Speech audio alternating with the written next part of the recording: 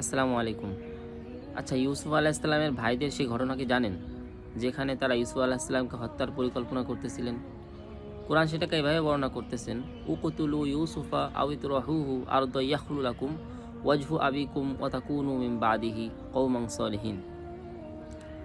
তারা বলতেছিলেন যে চলো আমরা ইউসুফকে হত্যা করি বা তাকে কোথাও ফেলে আসি, তাহলে আমাদের পিতার দৃষ্টি আমাদের দিকে পড়বে, এরপর আমরা ভালো হয়ে যাব।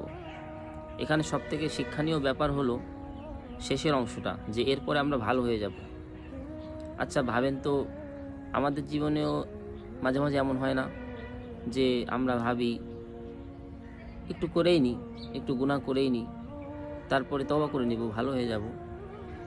কিন্তু এই গুনাহ আপনার তওবার পরবর্তী জীবনে যে আফসোসের কারণ হবে, যে অনুশোচনার কারণ হবে, এটা আমরা গুনাহ করে ভাবি না।